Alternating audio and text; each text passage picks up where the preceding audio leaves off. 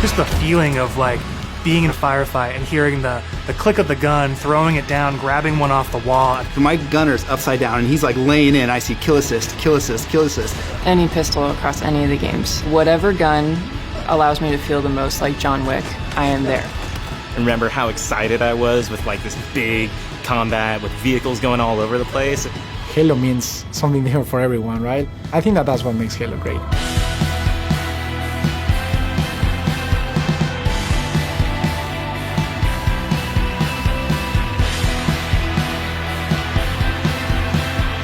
What is Halo multiplayer? And for me, it boils down to this tight arena-style combat and big team battle, this wide open, vehicle-infused kind of combat. We're taking that awesome legacy or classic Halo combat experience and modernizing it in ways that'll feel fresh to old players and really exciting to new players. We're gonna give you great ways to customize your Spartan, really make your super soldier your own, and we're kicking off a journey, an experience that's gonna evolve month to month, season to season, year after year.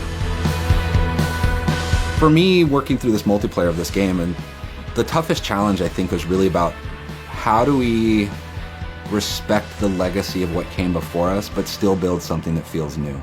We've tried to bring all these elements of legacy and really inject them into Halo Infinite, not just like in a way where you kind of won't notice it, where you feel like, oh, they really designed this to be a celebration of previous Halo, as well as an iteration of where Halo can go next.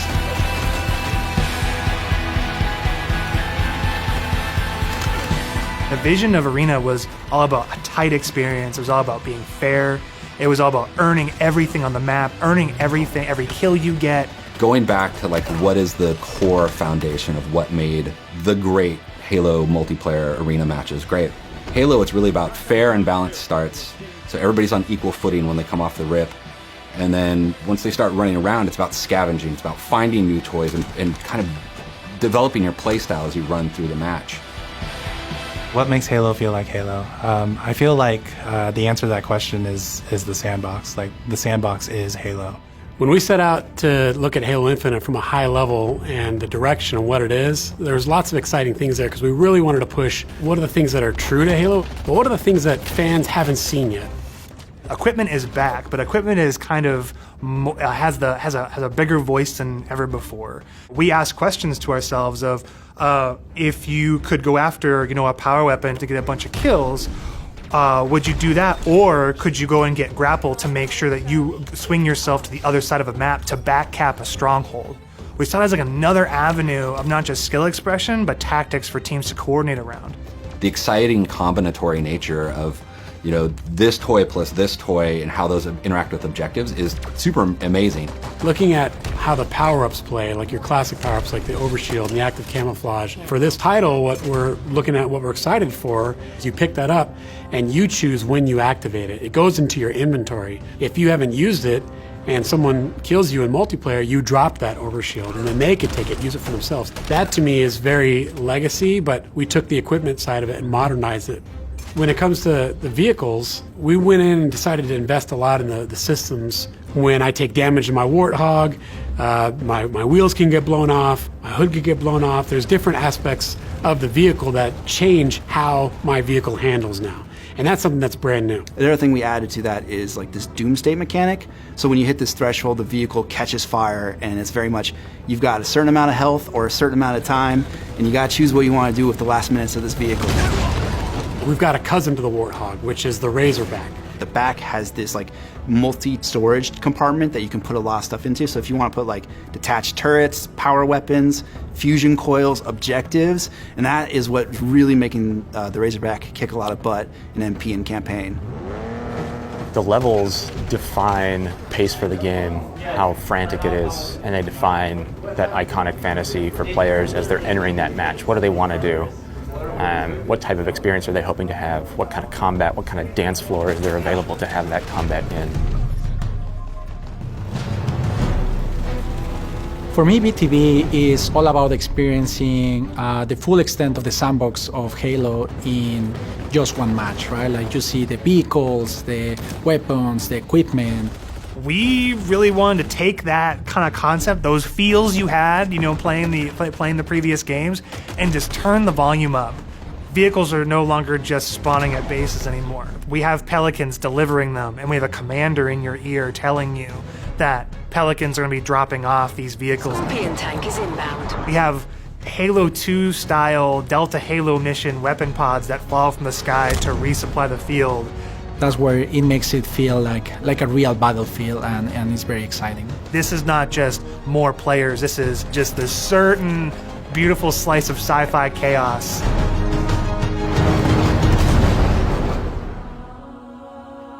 The announcer is your big gameplay moments, your game modes, just like the way it was before. Personal AI is really a reflection and information for the player. Personal AI. Designation button. So if a player grabs a flag, your personal AI is going to tell you to, get that thing back to base and give you some moment-to-moment updates. Our team took the enemy flag. What if we can let players choose their own AI, and each one of those are different voices, so that players can find the one that fits their personality and their mood the best? They add to the sense of me as a Spartan being more important, and for us in multiplayer it is really about becoming a Spartan. You're Spartan. You are you inside of the Halo universe.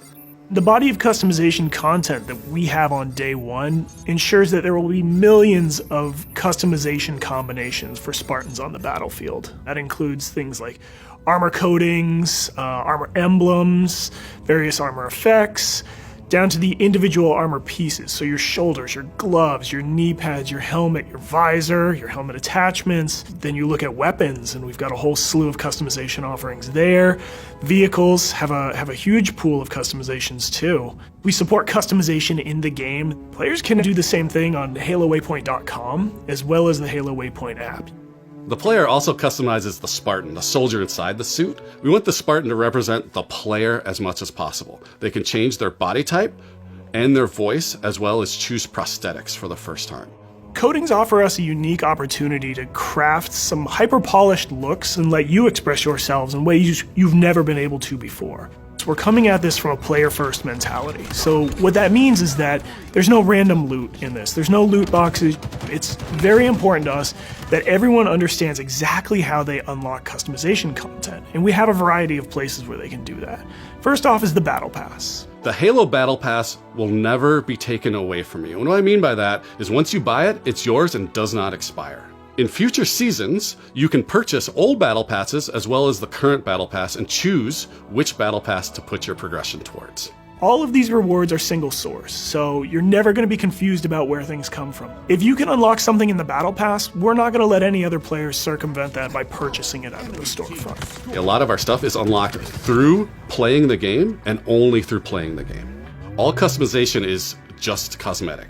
Every season will have its own theme and introduce new components, new looks, new gameplay for players, new opportunities to earn and collect cool rewards. We've seen the Samurai already. That's one of our event armor cores, and that's going to be something that players can earn through gameplay for free. With us going free to play for the multiplayer part of the game, that was a big goal because, how do we have a way we can always bring players in, right? And they can, when we have a new update, they'll just dip their toes in if they even just want to see it. Not only are we free to play, but we're free to play on PC as well as console. And what that means is we're able to get the biggest audience we've ever had. Everybody gets to play with no barriers. And even better, your progression carries from one platform to the next. Getting our game to be on PC and console at the same time is an amazing chance for us to really just kind of excite new players about the game. How can we do things like make cross-play interesting, and even in just customs, being able to just play with your friends. That some people have PCs and some people have consoles, and let them talk to each other, let them be friends. Why are you here? To be a Spartan. The Academy is a place that you can go with an MP to kind of onboard into the experience. It's great for newer players who are still picking up the controls, and also people who want to warm up before they head into matchmaking. It's a series of experiences, both a tutorial to get started for the first time, weapon drills to practice with specific items, and also training mode that you can use to just get warm, explore the game as you want to. For players who are new to Halo, let's help them learn what this universe is about some of these characters, what are they about? And help them kind of know the vocabulary that people have been speaking for now almost 20 years, so that when they come in there, they don't feel like they're behind everyone else. They can kind of come in on an even footing. I mean, I'm super jazzed about bots. I think they're awesome. Our goal with bots has been to have a variety of difficulties that kind of provide a good training partner for wherever you're at in the experience.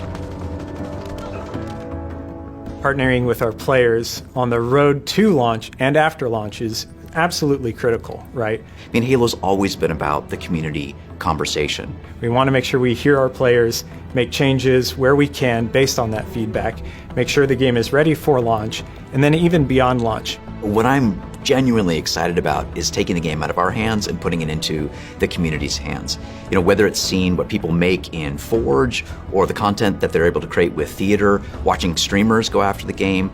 To get involved, you go to haloinsider.com, put in your info with your gamer tag, and we should be able to reach out to you if we want to invite you to a Halo Infinite flight. We feel like we've got a pretty good selection at launch and what's going to be there for our fans. And this isn't going to be something that is just a static set of items. We have some new stuff in the works already, and just can't wait to really get into that as soon as this game comes out. New maps, new modes, new ways to customize your Spartan. Launch is just the beginning. Now we're just going to be able to talk, interact more frequently, and that's just going to be great. That is the future of Halo Infinite multiplayer. Thank you to the community for all their feedback over the years so far, and I'm looking forward to the road to launch, launch itself, and beyond.